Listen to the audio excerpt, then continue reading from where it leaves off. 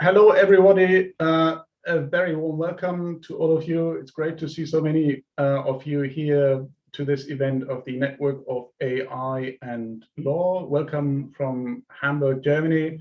It's of course sad to have this event online because we very much enjoyed those meetings in the past where we all came together in person. But as we always say, every cloud has a silver lining. So the great thing is that we have many friends and colleagues from close and far. Currently, we have roughly 70 participants, whilst people are still coming in. I suppose that's nice and a nice side effect, and that's something that we probably wouldn't have in a normal physical room. So, pros and cons in balance, but it's great to have many of you interested in this type of event. Nail, I just say a very few words, is an initiative, a joint venture operation between the Bucerius Law School in Hamburg, Professor Christoph Kumpan, and myself from the University of Hamburg. And we run this group together as to deepen our understanding in the legal and economic dimensions of artificial intelligence, and in particular, obviously, regulatory implications. And we've had the first two events now. This is number 3. And we have the extremely great honor tonight to welcome Professor Katja Langenbucher in our group. Katja is a leading capacity in corporate law and capital markets regulation.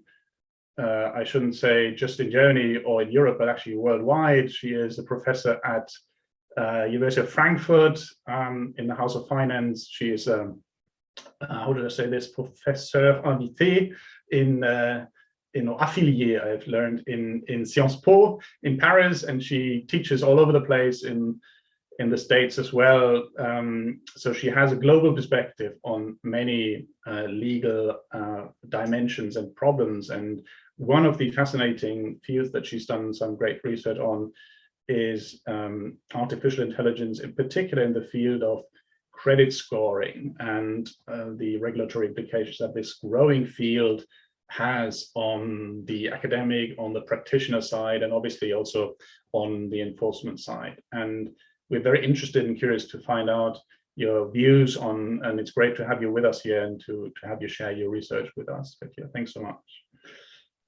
The rules of the game are that she will present for roughly 30 minutes or so, and you can, if you want to ask questions, ideally using the chat during the talk. It would be great if you sort of limit that to questions of understanding, and we have ample time for broader discussion and questions afterwards. So I will try to keep an eye on the chat, and if there is a need, then I will try to moderate and to interrupt where this is possible.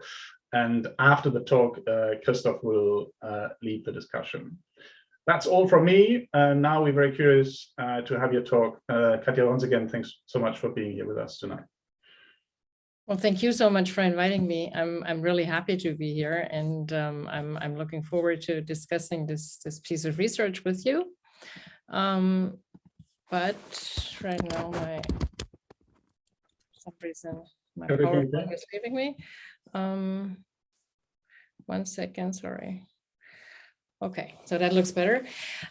So I'm going to propose to you an understanding of AI scoring as a test case under the EU Commission's proposal for an AI Act. So I will quickly introduce you to what I understand as AI scoring. I then look with you at the proposal and how AI scoring is regulated under the proposal. And I have 2 arguments for discussion. One concerns risk of inconsistent regulation, and the other one is, at least for me, a perceived risk of delegating core decisions to private bodies. As Georg said, feel free to interrupt me with any questions. Easiest to just shout in, so I don't have to keep an eye on the chat or on raised hands. So we'll start with what AI scoring is or could be. given that there will also be students, I kind of start with the basics, but I try to be quick. So credit scoring, of course, is kind of giving you a grade. German students will be familiar because we have Schufa in Germany, such as FICO in the US, for example.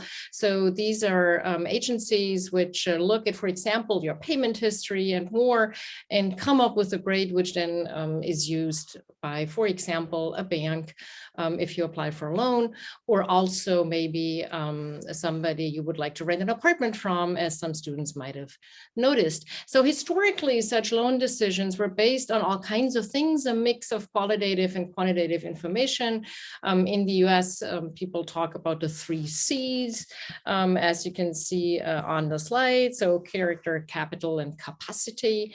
And these 3 C's, surprisingly enough, were important for a very long time. You see, still during the 60s, they were considered to be the foundation of creditworthiness, and especially character was the one everybody was looking towards. From there, in the 1930s and 40s, or starting there, we see a rise of new mathematical tools, statistics, econometrics, and I particularly like this quote of David Durant talking about purely objective credit formulae, and we will see this wish or hope for something purely objective throughout the presentation. In the 1960s in the US, we see Fair, Isaac and Company. They're still out there in terms of company, not in terms of the people, I guess not. And this is why we call it the FICO score.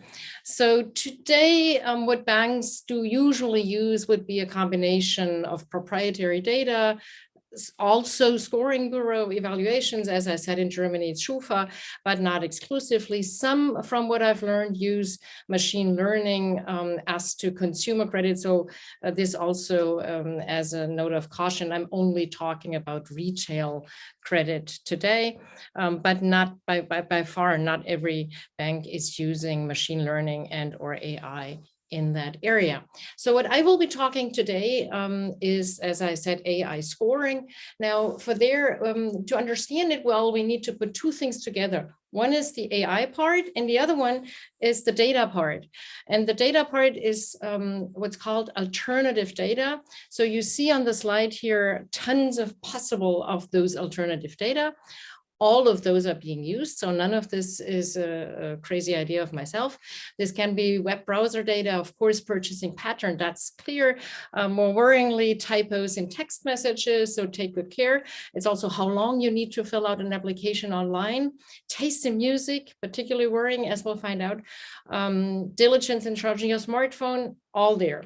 So take as an input all of this alternative data, and then you use the AI part, which is in the form of machine learning, to make correlations between input data and a definition of success. So usually the definition of success would be low credit default risk.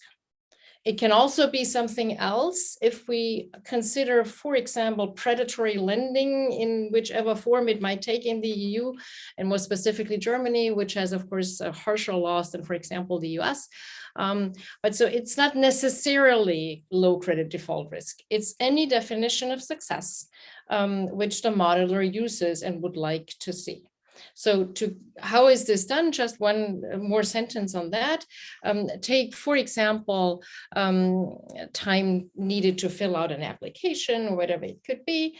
So you have a database of your existing customers and their credit default risk.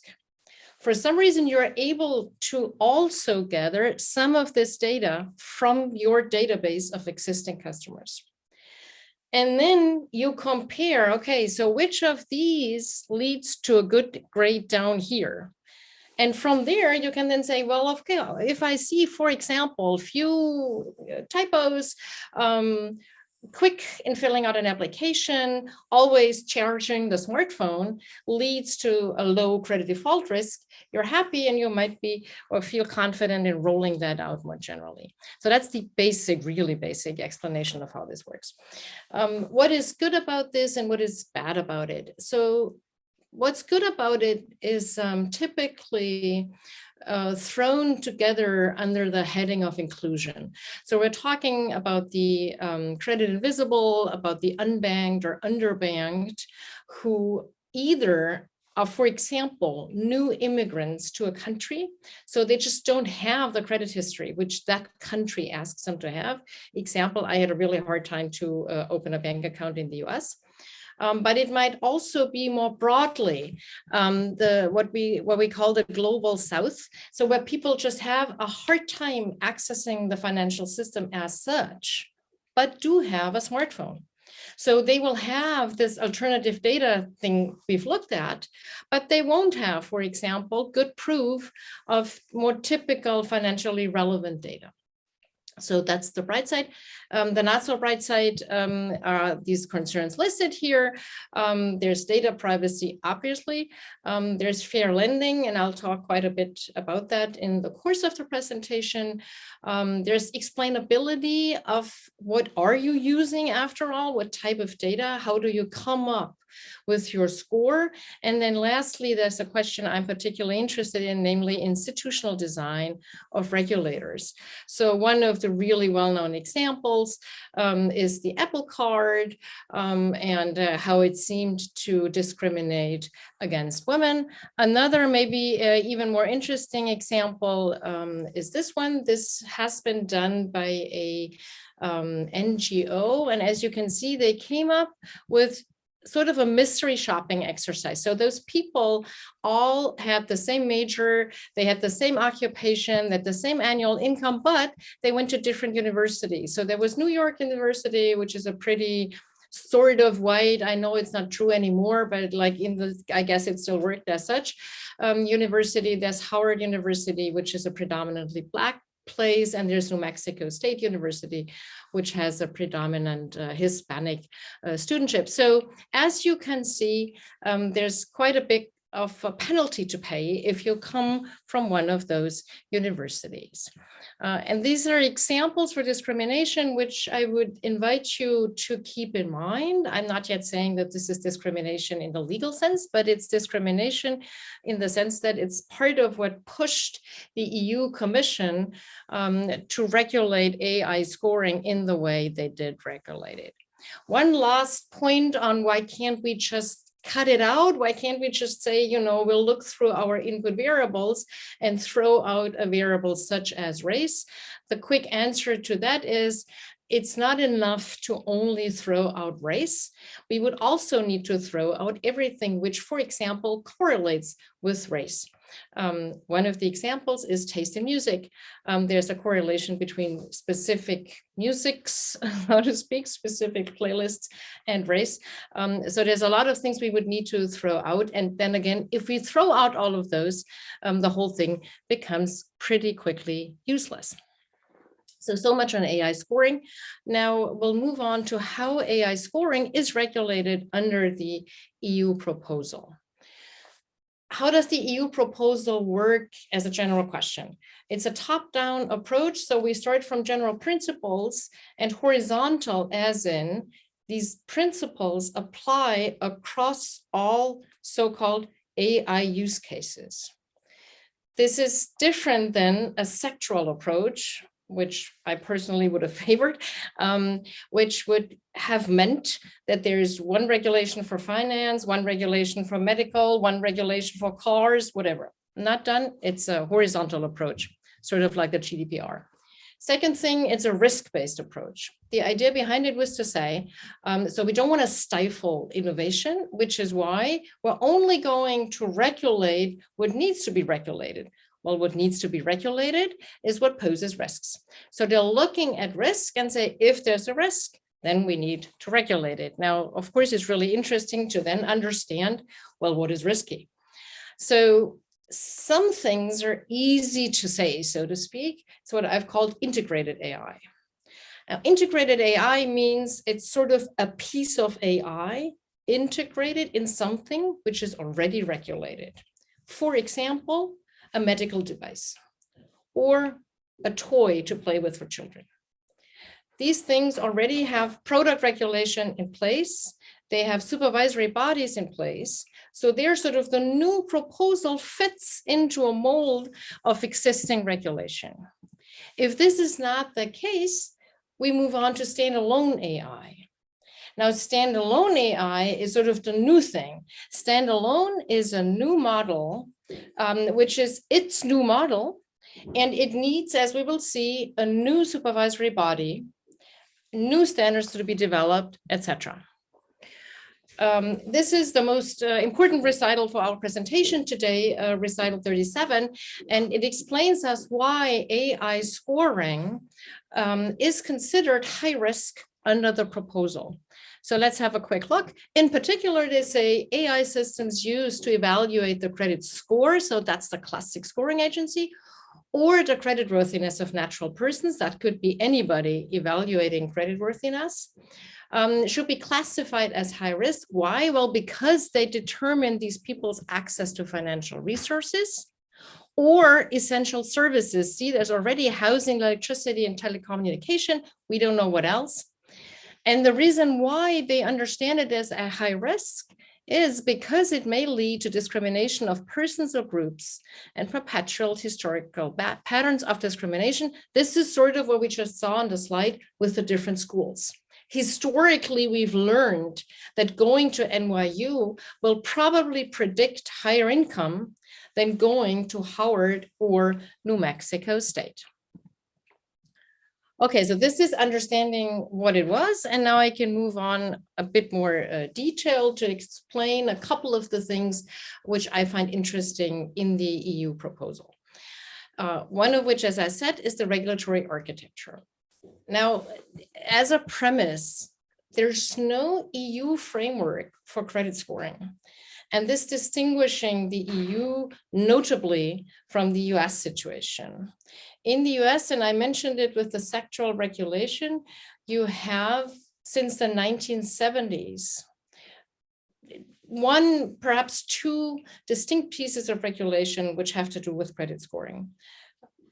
And we have a supervisory body which is competent in that area, which is overseeing bureaus, reporting agencies, which have to do with credit scoring.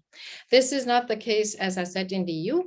Looking at the member states of the EU, there's not even any type of standard we see. So there's some countries which don't know credit scoring agencies, where creditworthiness assessment is done by banks internally, nothing else. Other countries do have it. They look different between countries. And also, of course, there's no such thing as, for example, a credit scoring passport, which would be transportable from one member state to another member state. It's absolutely national. And I will finish up by saying I think this is wrong and should be changed. So because we don't have no EU framework for that, we also have, of course, no EU competent body which would be overseeing whoever has something to do with credit scoring. And also, interestingly enough, at least as to Germany, we don't have a financial regulator looking over credit scoring agencies.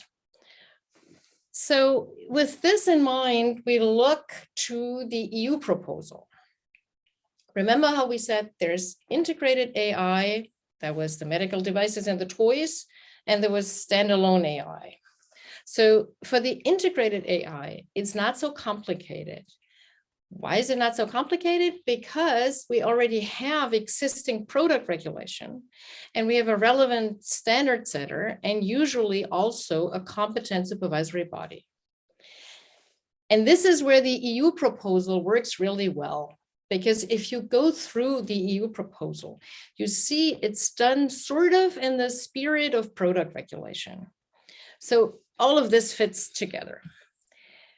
It works less well if we're looking at the standalone AI, where, as we said, it's something which doesn't fit into any existing product regulation, but is a new form AI, which will need the new regulation, which the EU proposal provides, but it would also need a new body to oversee to what extent there is compliance with the new rules. And remember, it was the horizontal approach.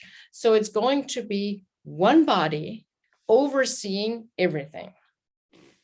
So that's sort of the general setup. Now there is as always, an exception to the rule. If we're looking at credit institutions, as in a CRR credit institution, there's a carve out. So they don't fall under this part, of course, because they're not integrated in any form of product regulation. But the EU Commission didn't want them to fall under this heading, i.e. they didn't want them to be overseen by this new body, which would any other day do something else. The EU Commission preferred credit institutions to first be overseen by the banking supervisors. So this is either the ECB or in Germany's case, BaFin.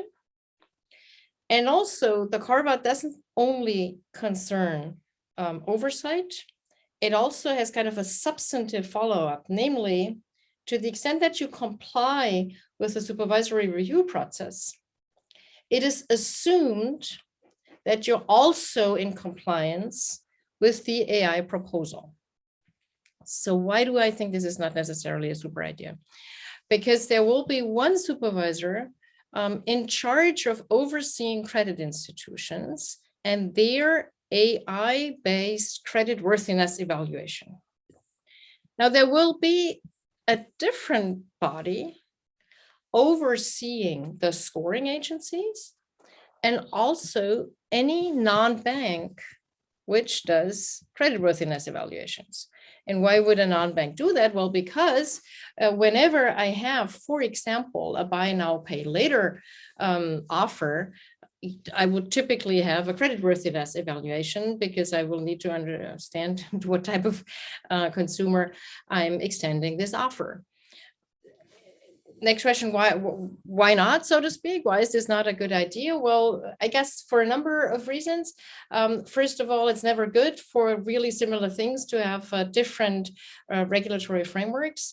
It will create legal insecurity on the market if there is one host of rules developed under a banking supervisor and another host of rules developed under whichever other body is going to be designated as the competent supervisory authority. That's from the part of the entities who are using it. From the part of the borrower, it's also not ideal because the borrower now will sometimes be evaluated under the rules of the bank, sometimes be evaluated under the rules of whoever else does the evaluating. So that might be good or bad. That might lead to gaming the system this way or that way. But again, it doesn't seem really efficient. Lastly, as to what type of market distortions this might or might not create is really hard to say, obviously. We could tell one story where we would say, oh, this is really good for the banks, because the banks already know their supervisor and they're able to kind of sell their supervisor how they understand the EU proposal. Also, they're talking to a supervisor who is financially competent. True that that supervisor has never in the past evaluated credit scoring agencies, but obviously financial supervisory bodies are competent in understanding creditworthiness evaluations. Another story would claim the opposite and would say, oh no, it's going to be so much easier if we have this novel body supervising us. Why would this be so much easier? Well, because they don't understand anything about finance in the first place. So it's going to be really easy to explain to those bodies, this is how we think the EU proposal should be understood. As I say, it's hard to say today, which is going to be the more cozy supervisory body, but definitely I think it's not a good idea to have two frameworks, two types of rules which are going to be applicable. Lastly, as I said, it's a risk I personally see, and I'm really interested to find out in the discussion whether you agree with that. I see a risk of delegating really important decisions to private bodies, but this needs a little more explanation. Now, remember how I said it's all about risk. And maybe I'll even go one step back. It's all about risk. To remind you again about those and those. The risk over here reminded us of product regulation, often health, safety, things like that. The risk over here is a different form of risk. Here, because we have no product regulation in place, the EU proposal needs to tell us what type of risk we're looking for. And they did tell us in recital 37, they said it's going to be health, safety, sort of like over here. And now it comes, and fundamental human rights. This is where it's linked with the discrimination issue, right? But so what do we learn from that? That in my view, health and safety fits in really well with the whole thinking and the setup, because this is also what we're looking at over here. Whereas fundamental human rights, I feel, are really different. So why, in my view, are fundamental human rights really different from health and safety? I've been trying to write that down in clear words again and again and again. And one way of explaining it, I think, might make sense is the following. How would we identify the ideal AI? If we're talking about the ideal AI in the health and safety area, it's pretty easy. The ideal, like the Immanuel Kantian ideal AI, would be the one which does not cause any risk for health and safety. Not to say that then maybe later on there's a cost issue and we need to weigh, percentages of causing risk as opposed to cost and stuff, right? But the ideal AI would be the one which does not cause any risk. Now, in the fundamental right area, we cannot say the same thing. We cannot say the ideal AI is the one which does not cause any risk to a fundamental human right. Why can we not say that? Because fundamental human rights, as we remember from constitutional law, are kind of intertwined. And if you take something with one hand, you're giving something with the other kind of, and usually you need to balance rights. For example, if we're remembering our discrimination case, if we discriminate against the Black person or the woman or a certain religion or whatever it could be, there's, so to speak, a problem, an infringement on one fundamental human right, namely usually equality. But on the other hand, this is not enough to now say, okay, so it's of course now ideal AI, because if we were to take away this infringement, so to speak, to give everyone credit, then there would be other fundamental human rights, shareholders' property rights, for example, or whatever fundamental rights we might link to such a thing as macro stability of the financial system, and more and more and more. So, and also, by the way, other credit, other borrowers for whom credit would then be more expensive, possibly. So fundamental human rights, you can't say the same sentence, so to speak. And so in that sense, they're not comparable in a way which would justify the same framework. Even more complicatedly, this leads to a broader question, which doesn't really have all that much to do with AI, namely how to balance those rights. And the EU proposal says not a single word on this question. The EU proposal says, this is nothing we need to deal with over here because we have member states' private law, we have anti-discrimination directives, and we have the general data protection regulation. So they are great, they'll deal with those problems. We don't need to say anything about it. So this is not only a reason why they have no private enforcement to speak of in the proposal. It's also why they say, okay, perfect. This is nothing the proposal has to address. Which, like, fine, that's good. But then we can't say the relevant risk is a risk for fundamental human rights.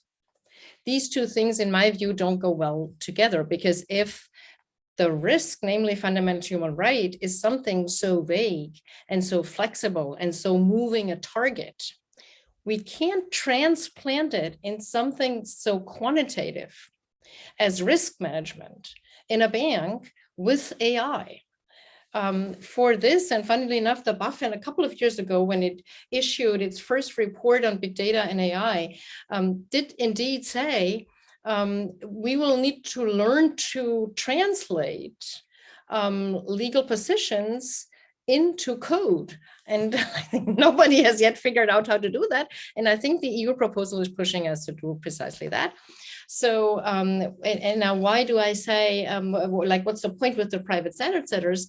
Well, because this is so complicated, I think there's a good chance that what's going to happen in practice is that there will be bodies up for certifying AI, sort of like the TÜV for banking, and they will be the ones taking those decisions because the banks will need to comply.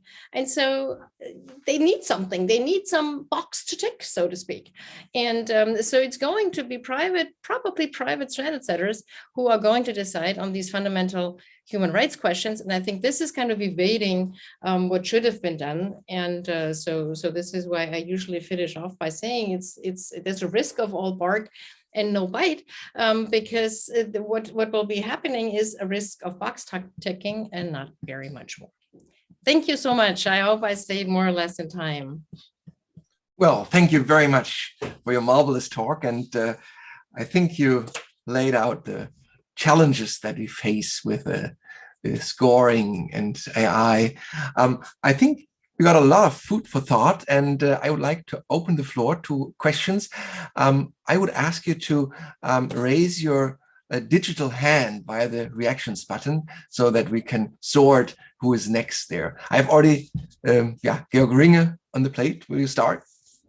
Yeah, thanks so much, Katja. This was excellent, wonderful, and enriching. So can I kick off the discussion maybe with one question that you may want to reflect on, a sort of a fundamental thought, which is the following, that basically discrimination in credit lending we've always had, right, to some extent. So this is happening all the time, even in a non-algorithmic world, right? So people, the sort of in the good old times, the bank employee was sitting across the desk and looking at you, and when you happen to have dark skin, they would look at you differently. Then I mean, that's an open secret. So maybe you can say a few words on the game-changing new. So how is the algorithmic discrimination then fundamentally different from the discrimination that we have already, and does it warrant a completely different regulatory regime? Because obviously we do have some regulatory tools to address and to tackle discrimination in our sort of more analog world as we speak. Mm-hmm. Yeah, thanks for that question. So there's a number of answers to that. The first one is, this is indeed why I think there should be a regulatory answer to this question first. I believe neither the GDPR nor the anti-discrimination directives are good enough to give an answer for that. The GDPR has exemptions for business secrecy. So there's a pretty clear understanding that yes, there's data being used, but no, you can't really access the models, etc. The anti-discrimination directives are also, a lot of them don't even concern that area. So there's only one which really concerns the area where we're talking about mass contracts. And most people don't want to apply the anti-discrimination directive to credit scoring or retail loans at all, because usually it's being said, well, this is an individual decision. So there's cracks through which scoring and credit contracts more generally fall. So it's true that we've always had it, and it's always not being dealt with adequately. And I think starting now with trying to give an answer based on the AI element is sort of missing one step. It's the step the US regulator has, as I said, in the 70s taken with one piece of legislation, which is called the Equal Credit Opportunities Act, because they did at least weigh sort of the question to what extent there could be an a problem for the bank, to put it bluntly, so that there could be a bank forced to take on credit risk, even though it would not like to take on this specific risk. There's a lot of discussion around how far this extends, etc., which doesn't really concern us, but there's no EU answer to this question. So the second part of your question is, well, why is this an AI problem? And in many ways, it's not an AI problem. As I said, in many ways, it's just a pre-AI question, so to speak, which now becomes an AI problem because the EU pushes scoring into its new proposal and targeting discrimination as the risk because of which it's in the proposal. So, if I were a legislator, I would have done it differently, but this is why it becomes an AI problem. And then there are a couple of little things, because AI does make some things more tricky than pre-AI. One of it is what's called automation bias. So often we see, and there's a couple of empirical studies out showing that that people rely on machines with more confidence, let's say, than warranted. So it might indeed be worse with AI. If we imagine the following picture, we have the AI trained on historical data. The historical data, as I briefly explained, incorporates the fact that a certain group might in the past not have been creditworthy. So this is, as it's called, historical bias. This problem of past discrimination is kind of embedded in the answer the AI is going to give today. Now combine that with automation bias, and you have an employee who maybe without AI would have said, well, yes, it's a woman, but whatever, women are not so bad, and would have given her a loan. But as I say, combine it with automation bias, and now the machine says, don't give this person a loan. And then the credit employee maybe says, well, yeah, whatever. I mean, I guess the machine is right, so I won't give her a loan. That's one part of the what's new with AI. Another what's new part with AI is the data part. As I said, there's so much data. And before, in the FICO world, you kind of had the idea that there's a specific range of variables. In the US, they even give you the list of variables. Interestingly enough, not at all in Germany. You don't really know what Schufa is using, right? So that's another thing I'm happy to criticize. But in the US, they tell you, we look at your Facebook profile. Well, no, FICO is not using that. I'm talking about the traditional ones, right? Oh, okay. The traditional ones are going to give you the list of 6 variables they're looking at. And now, because I'm still in the what's different with AI part, the new form, they're looking at whatever. You don't know what they're looking at. Oh, I see. Yeah, so you have no clue what's going into your score. And then, of course, there's the question. Remember that in the US, there's at least a law saying you need to tell people what you're looking for, which is why FICO is giving them the variables. But now there's quite a bit of pushback against that, with the argument that what's happening is so-called gaming the system problem. Because if I found out that it's your taste in music which makes you a really bad credit risk, and I'm telling you, you're going to change your playlist and the deal is done. So there's much less willingness on the side of credit scorers or banks to be open about what they're using for scoring. And all of this sounds so crazy and out there, but I mean, I've talked to existing German banks, and what is normal to use if you have a debit card is your shopping profile. And if you shop in an expensive store, you're a better customer than if you shop at, I don't know, Aldi or Lidl. And the interesting thing is to what extent this goes into creditworthiness assessment. Today, as we speak, as I said, not so many German banks are using that. But what they do indeed use it for is marketing, for example. So you would, if you shop a lot at like Alnatura, you might get an invitation to go ahead with green financing. Whereas if you're, the other kind of guy, you don't get the interesting products offered. So, right. So that was a long answer, but yeah, great. Thanks a lot. Yeah. Well, thank you. Any more questions? Yeah, Mr. Goethe? Thank you very much, Christoph. Thank you, Katja, for your excellent presentation. Eventually related to that, to the previous question, the machine learning element, pillar of AI, yeah? I mean, the level of confidence, how the machine will be able to interpret the data, any data given. Is this addressed in this legislative proposal? Interestingly, yes.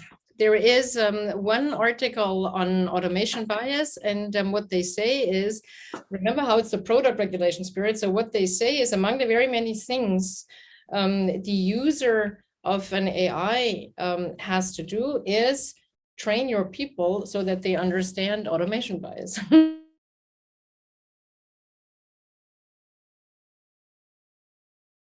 In the proposal, so they're aware. Okay, thank you. This is nevertheless not resolving the underlying problem, correct? Of course, I don't think it's resolving in any way. And also, I mean, what does that even mean?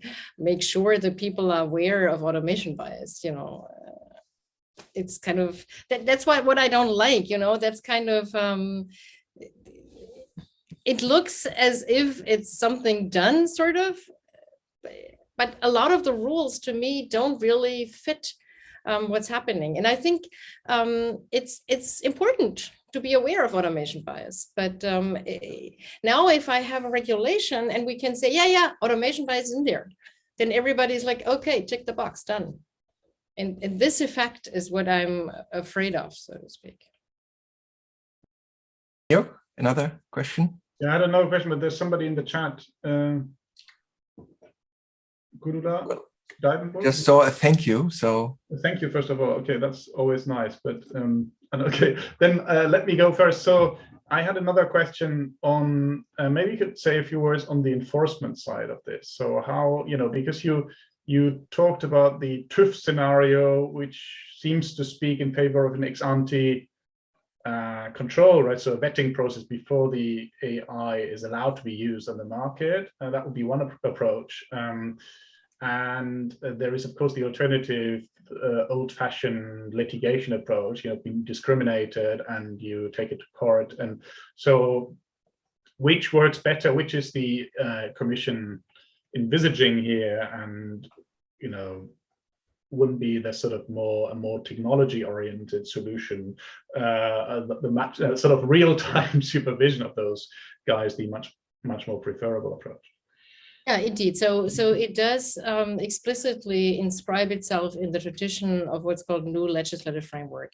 So, and this is what you have in mind. So indeed, there is ex-ante testing by the people who develop the model themselves, with the idea, you know, as we see in many product regulation areas, with the idea that the people who are developing it will be competent to also evaluating.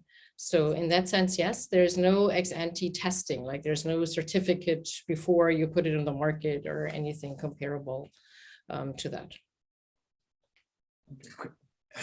Now Mr. Etzkorn and then Steve Müller. Yes, thank you for your very interesting talk. I was wondering, credit scoring AI might be high-risk AI following Annex 3, I think. So in my understanding, Article 3 of the proposal should be applicable, which, yes, states some transparency rules. And I was wondering whether the situation might be better than today with Schufa, where I don't know what exactly they use as data. And according to Article 13, I think they need to say which key factors or which factors were key for the certain decision. Yeah, thank you for that question. So indeed, Annex 3 lists credit scoring as high risk, AI credit scoring. And the problem though, so you're right in, hey, there are transparency rules in the proposal, but then the problem is that the proposal only applies to providers and users. So it applies to the modeler and coder who drafts the AI, so to speak, right? Who develops it. And it applies to the user, but the user then is either the bank or the credit scoring agency or the buy now, pay later firm, whoever, but the user is not the end user, so to speak, the end user, the end product, really, the borrower who would like to get credit. So he or she doesn't have any rights under the EU proposal, because the EU proposal says other pieces of legislation have to take care of that. And in terms of explainability and transparency, this would only be the GDPR, the General Data Protection Regulation. But as I said, transparency as to how are you being scored is under the GDPR really weak. So in my view, it's wrong of the EU proposal to say, well, whatever, it's going to be taken care of by other pieces of legislation. Thank you.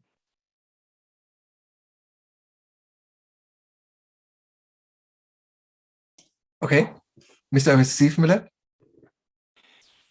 Thank you. Well, first of all, thank you for this really, really interesting talk. I'd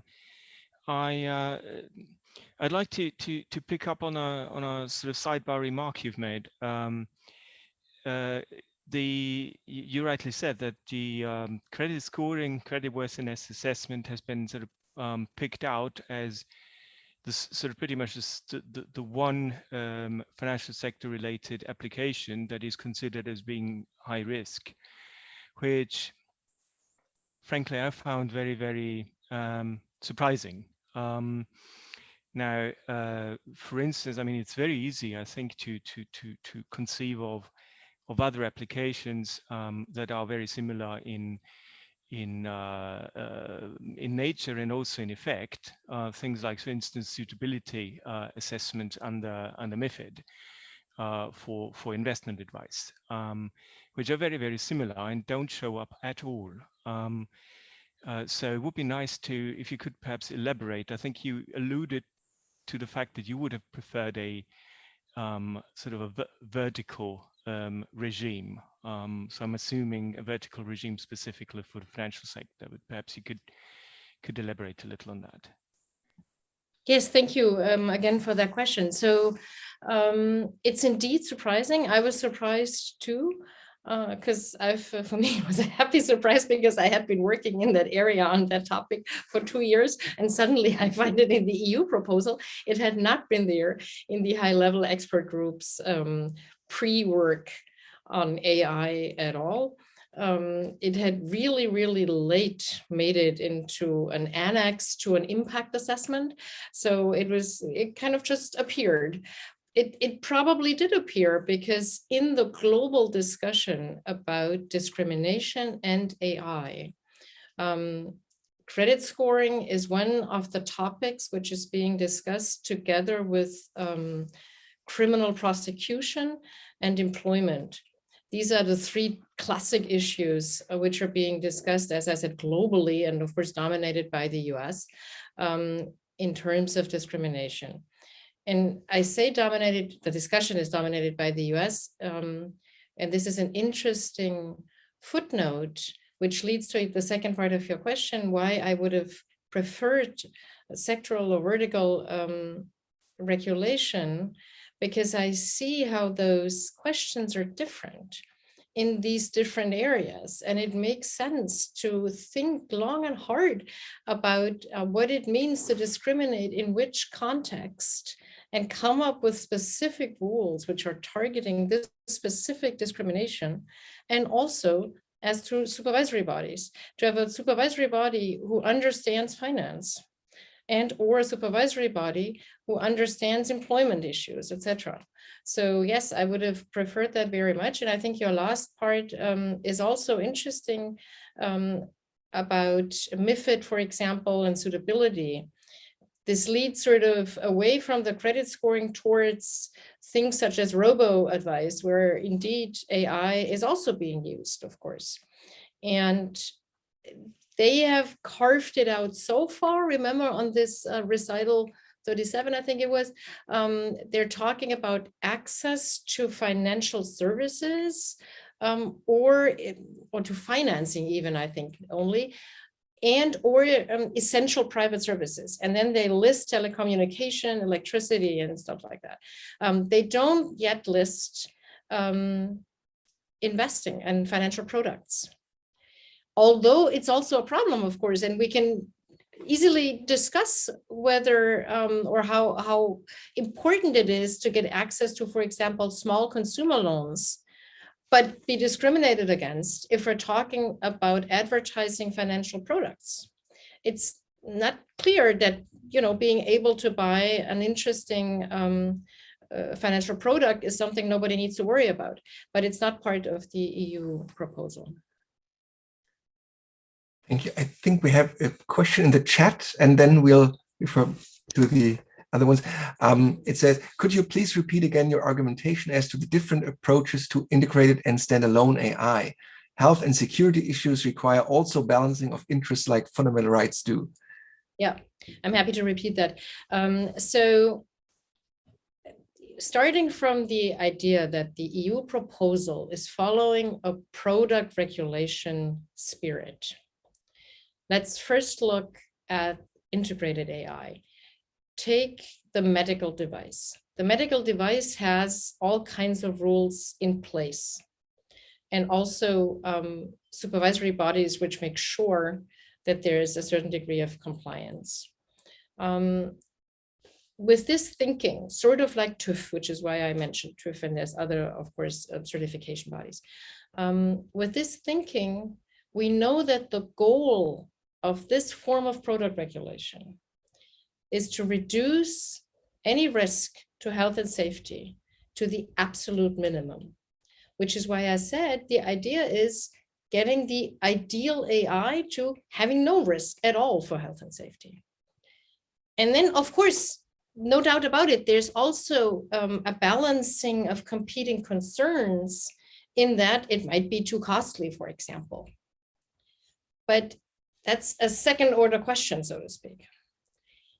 And my argument is that fundamental human rights, even before we get to the second order question of how expensive it would be to come up with an AI with that goal, the first order question, namely what the ideal AI is, can't be answered as straightforwardly, because we cannot say the ideal AI is an AI which does not cause any risk to a fundamental human right.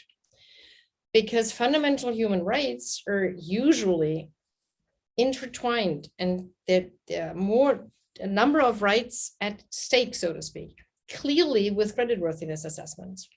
Because we have the discrimination issue on one hand, and on the other hand, we have, for example, property rights of shareholders of banks. And as I said, I'm not a constitutional lawyer, so I can't really say to what extent we can link fundamental human rights to macro stability of the financial system. But these are the things we would need to balance. We would also need to balance the rights of other creditors for whom it might be more expensive if we have no discrimination at all. And that's not even all of it. We also need to figure out what is discrimination in the first place. Whom do we compare? That's another classic question. Do we compare, for example, the percentage of women getting a loan with A, the percentage of women in a population, or B, the percentage of women which are in the exact same position as the males applying for a loan?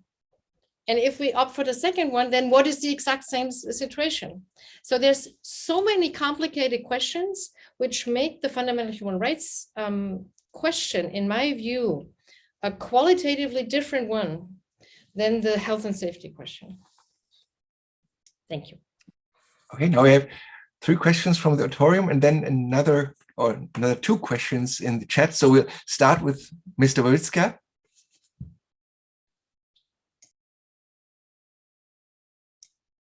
We can't hear you. For some reason. No, we can't hear you. Okay. So maybe we switch over to Mr. Azuti, and then you'll try to work that out so we can hear you afterwards. Okay, thank you very much, Professor Langenbucher, for the talk. Well, if machine learning methods applied to credit scoring allow us to use alternative data to better assess or not, this depends on the way we apply those methodologies, people credit worthiness, could be there then a need to regulate the market of alternative data, which to me appears very like a dark pool environment. And this maybe is also connected to other risk of using alternative data, for example, in digital manipulation. Yeah, I absolutely agree. This is why I made that point on the sectoral approach and comparing it to the US. So the argument of the EU Commission is all of this is well regulated under the GDPR.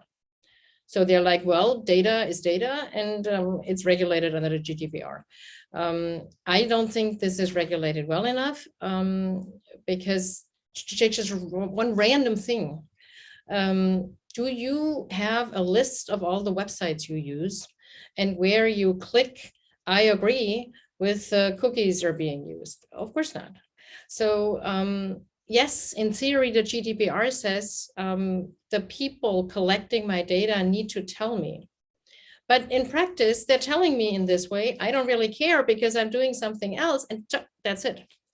And that's the same as you probably know in data privacy scholarship, there's a huge discussion on what's called uninformed consent, so to speak. So yes, there is consent, which as we know under the GDPR allows the use of data.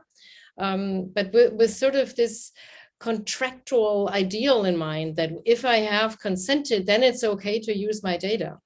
But typically, if I click this all we do cookie box, I don't understand that this might be used in a credit decision.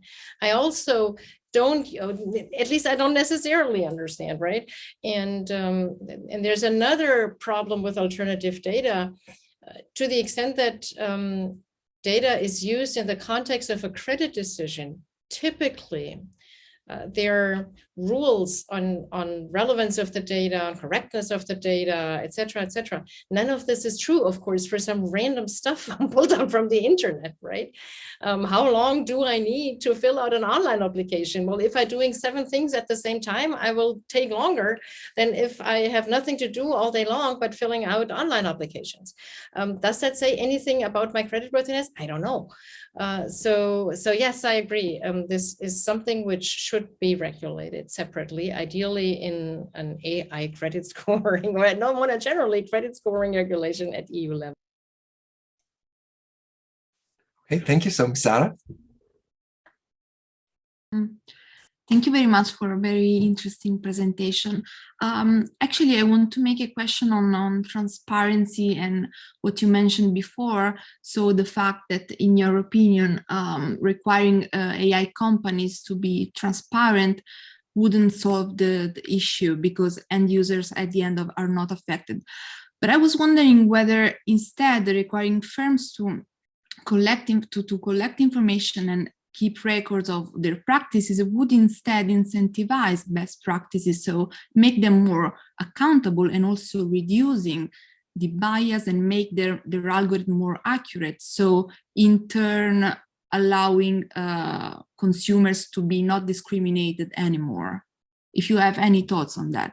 Well, yeah. If transparency would mean disclosure to the general public, of course, that would be fantastic. But this is not what the proposal tells us. What the proposal says, it is only about the provider of the system explaining to the user well enough how it works, sort of, again, spirit of product regulation, sort of like a manual, right? A handbook of how to use the AI. I would absolutely agree that it would be a great idea if we would push credit scoring agencies, at least, to sort of like the FICO score, explain at least the variables they're using, And there we again kind of with Georg's question, does that have to do with AI? Well, for now, it doesn't have much to do with AI. It would be great if we had this rule as a first step, that we understand on which basis we are being scored. And then, that could fit into the new proposal. On the other hand, then again, in other ways, it has to do with AI if we take the credit part away, because scoring, as we all know, happens all the time already now. And in the proposal, I haven't talked about that at all, but in the proposal, there's also prohibited uses of AI. And for example, social scoring falls under the prohibited uses of AI. But only if done by public agencies or on their behalf. So already social scoring by private entities is allowed. And keeping this in mind, we understand how important it is to kind of get a grip on this alternative data combined with the machine learning plus historical bias problem, because we're going to be scored wherever we go and whatever we do, not only for credit, for all kinds of things, like the rest of our lives, we're going to be measured and scored. I mean, I'm laughing, but it's true. I think it's a really bad problem. Great. So now we have to coordinate the chat and the raised hands. I think we draw your attention to the chat again, because I think they were first. We have a question with regard to if an information threshold value would be set up by a code of conduct or another legal method that sets the standard in accordance with fundamental right or information that can be used for credit scoring. Would that prevent or counteract against biases and discrimination? Hold on a second, I need to read through that again. And in the meantime, because I've seen the last chat, I know by heart what Annex 3.5b is, but I don't know by heart what Article 19 number 2 is. So if you wouldn't mind copying that in the chat, so I don't have to pull it up. And in the meantime, I read again the question by Mr. Lichtenau. If an information threshold value would be set up by a code of conduct or another legal method that sets a standard in accordance. Well, in accordance with fundamental rights for information, would that prevent or counteract against the biases? So the question, I'm not entirely sure what you mean by an information threshold value. Is that a technical, like, is that a term you want to be understood in the context of what the AI does? So I kind of have to speculate what you could mean by that. But like setting a standard in a code of conduct and all these things, to me, seem to be along the lines of what I kind of fear, so to speak, that it's going to be some soft law type of standard or principle, which is going to be the relevant rule in the end and in practice when deciding about AI infringing on fundamental human rights. And I'm sorry for not being able to say more, but maybe you can reframe the information threshold so I understand better.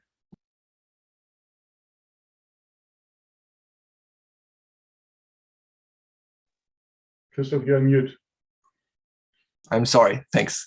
I'm sorry, maybe I could draw your attention to the second question in the chat, where it says, I'm curious about your take on possible risks of AI use. Of course. I'm curious about your take on possible risks of AI use by public authorities and regulators themselves. Of course. Well, this is another really interesting broad question, so-called RegTech.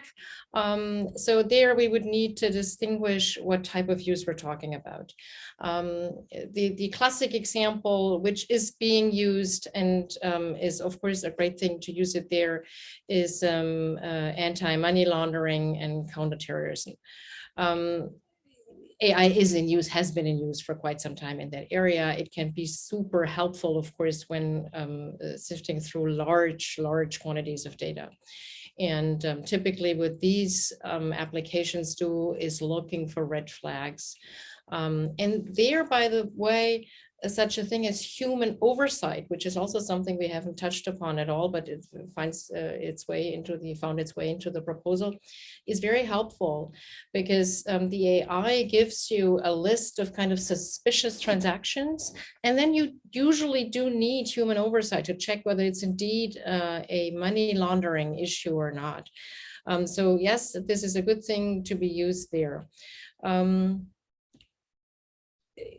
As to credit scoring, so far, BaFin has said, I'm not using it. I'm not using it. I'm not looking at it. I'm not overseeing neither SCHUFA nor any other credit scoring agency. So far, they keep away from that. They won't be able anymore if the proposal becomes law, because as we saw, they will then be the supervisory authority as to banks. And this raises more complicated questions in terms of personnel, very simply, because they will need new people who are able to understand and evaluate the AI applications. So while I think it's necessary, I at the same time say it's also important to think about building up new teams of people, so to speak. Okay, so thank you. So now now question, in the chat, but I also see that he raised his hands. So thank you. perhaps we can have them, or the raised hands, in order. Alkadi, Elena Dovitska, and Professor Dijpenbroek, one after the other. Yeah, thank you very much. Yes, I was the one with Article 19. So Article 19 is talking about the conformity assessment, saying that for high-risk AI systems referred to in 5b of the Annex 3, and 5b is the one saying that AI systems intended to be used to evaluate the creditworthiness of natural persons or establish their credit score, with the exception of AI systems put into service by small-scale providers for their own use. And then the one second, I can't do a video and speaking at the same time. So for high-risk AI systems referred to in point 5b of Annex 3 that are placed on the market or put into service that are credit institutions, the conformity assessment shall be carried out as part of the procedure referred to, blah, blah. And I just wanted to raise some issues here because you haven't touched on that. Thank you. Well, so I'm very familiar with Annex 3.5b. This is where it says, indeed, AI scoring falls under the proposal. Now, Article 19, if it's the one with the conformity assessments, is just one of the many requirements, one of the many compliance requirements of the EU proposal. So really the only thing it says is if you're high risk, and yes, AI scoring is high risk, then the conformity assessment is one of the many things you need to keep in mind, but it's not the only one. It's the conformity assessment is just, so to speak, the framework, but there's very many things you need to follow through with. And as I said, some of them, if you are not a bank, will be overseen by the general purpose, so to speak, AI supervisory body. And if you are a bank, then you will be probably in the lucky position, but we don't know, to discuss this with your financial supervisor, i.e. either BaFin or ECB. Okay, I think we lost Alkodi, so now Mr. Witzke.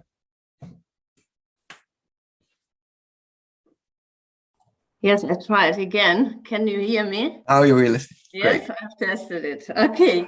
Yeah, thank you very much for your brilliant presentation. I have one question, and I started like that. I'm actually not comfortable with the idea that a bank can judge me upon my behavior, which has not anything to do with finance, like my music taste, the shops, okay, however.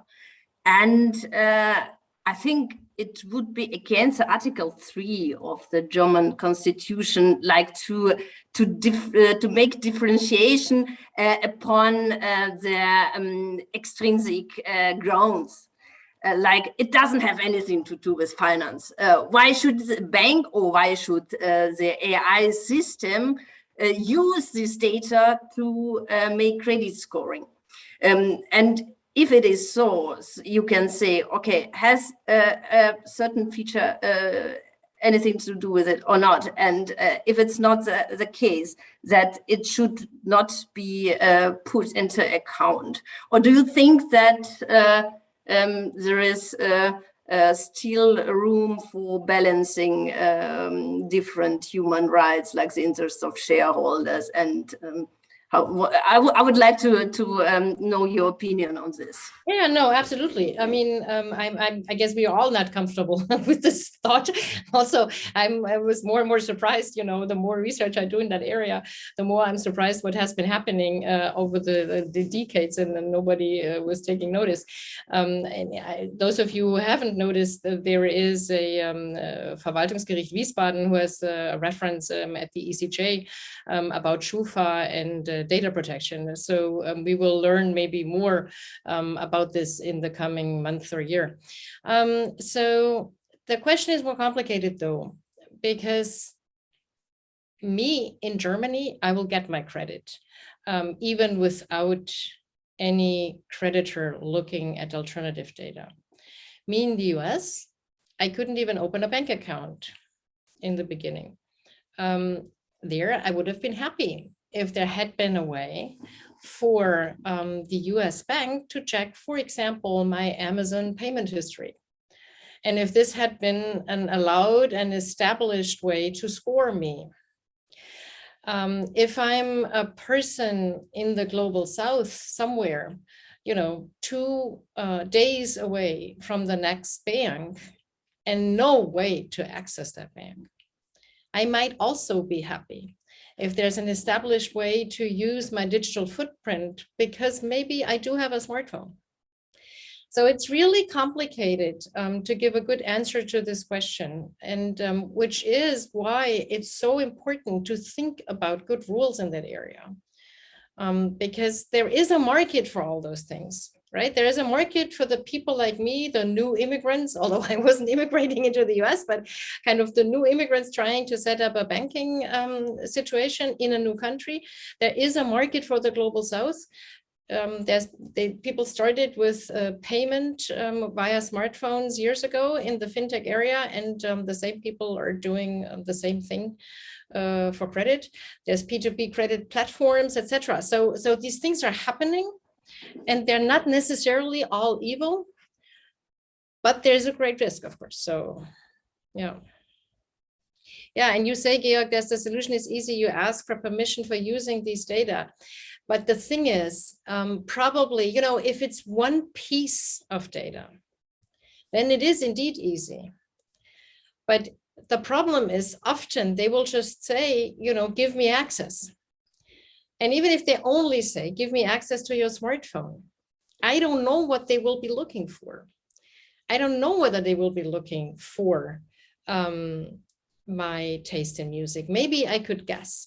But to give you another example, and this is a German Hamburg, by the way, based company Creditec, which I think in the meantime is insolvent, but Creditec had done precisely this type of AI scoring.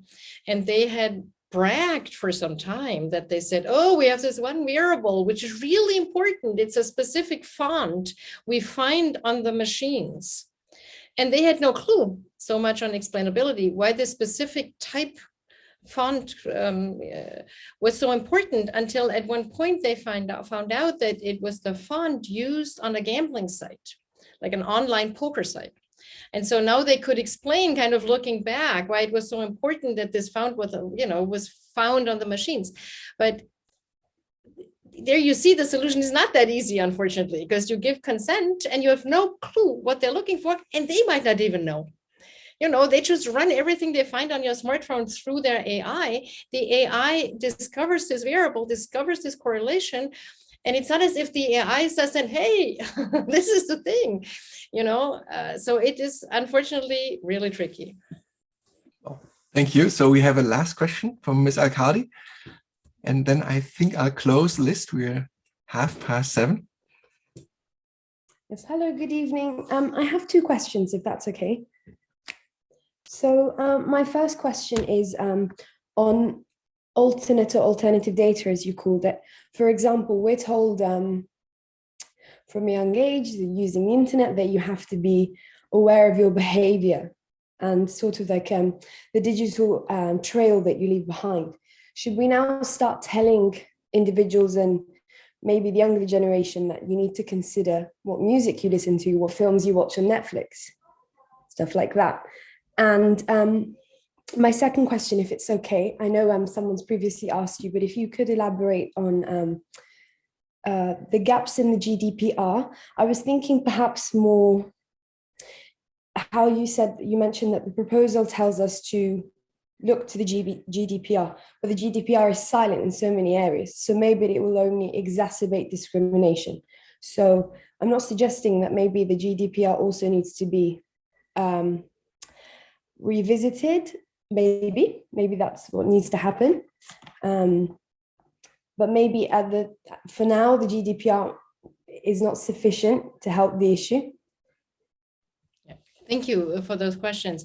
I'll start with the second one. So yes, the GDPR is not sufficient, I agree. And I do think it would be good to revisit the GDPR. Now, I'm a sectoral person, so in my view, it's also not ideal that the GDPR has this omnibus type of horizontal regulation, because it seems tough at the beginning, because it starts from the assumption all use of data is prohibited. But then the second step is unless. And then there's a long list of unlesses. And one of the unless is consent in our area, of course, and we've already seen with Georg's example, consent, again, kind of sounds good at first glance, but then digging deeper, we see that it's not as good as it sounds. So yes, I agree that there's work to be done. I don't know whether we need to overhaul the entire GDPR. I would be happy with a specific regulation for the credit scoring context and for the use of alternative data in that context. But this is because this is what I've been working on. And your second, or well, your first question is the really troubling one, because if you ask, should we now tell people to make sure what type of music they're listening to, what type of Netflix movies they're watching, then we're actually in the, like 1984 type of Big Brother is watching you world. And this is also why I'm so bothered by this entire topic, because as I said, it's not only credit scoring in the narrow sense. It's not only the question whether I get my consumer credit, which I might have gotten anyway, kind of. It's because we're being scored all over the place, and scoring by private entities, as I said, is legal under the proposal.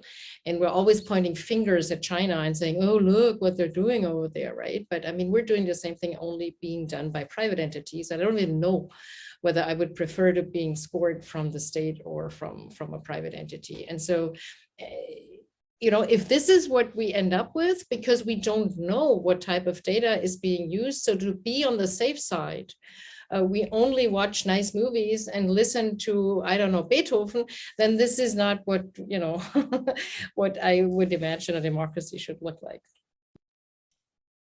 Thank you very much. That's very insightful. I'm perhaps going to do a thesis in this area. So this has been very useful. Thank you so much. Thank you so much for your question. Thank you. Well, thank you. That sums up our discussion. Thank you very much for all the participants, and to Katja Langenbucher for this present talk. I'll hand it over to Georg Ringe now. And well, thank you all for the great discussion we had. Thank you, Christoph. I don't have a lot to say rather than to add to our thanks to our speaker. This has been a wonderful and eye-opening, and I will make sure that I keep a check of what music am I listening to in the next days to make sure that I get a better access to credit next time. Thanks to everybody who's been with us tonight. This is our last event for this year. We start again in January.